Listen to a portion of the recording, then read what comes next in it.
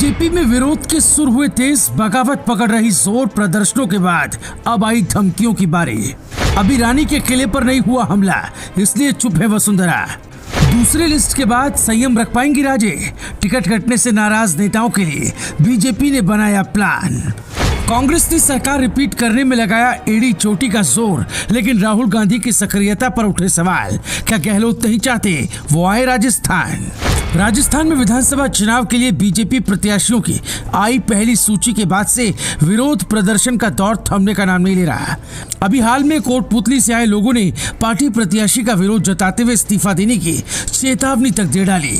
एक और जहां लिस्ट आने के छठे दिन भी पार्टी में डैमेज कंट्रोल की कवायद सिर नहीं चढ़ पाए, वहीं सांसदों को दी गई सीटों पर विरोध ज्यादा नजर आ रहा है।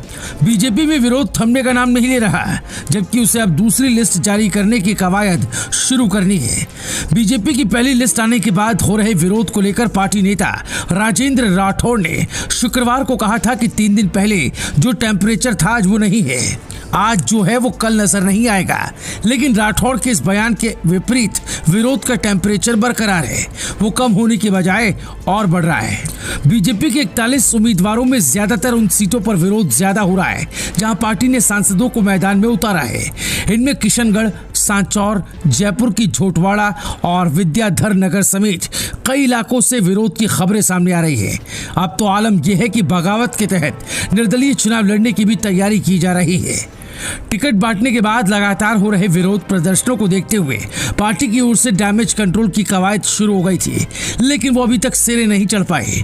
पार्टी के टॉप लीडरान की ओर से कई बार कोशिश की गई, उसके बावजूद अभी तक कहीं से पार्टी के लिए कोई अच्छी खबर सामने नहीं आई।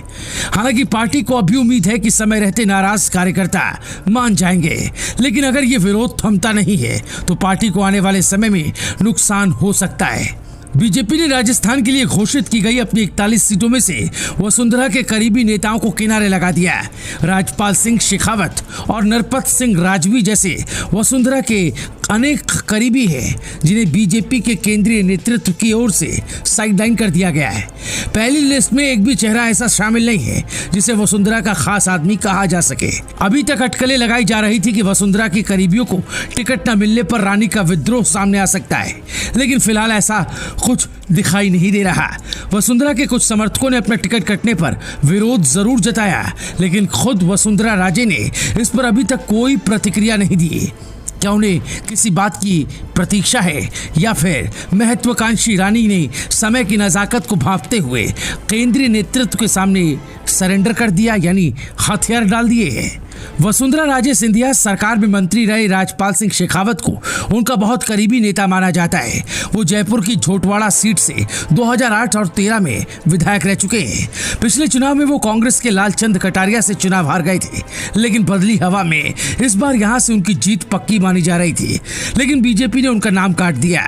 उनकी जगह राज्यवर्धन सिंह राठौड़ को चुनाव में उतारा गया।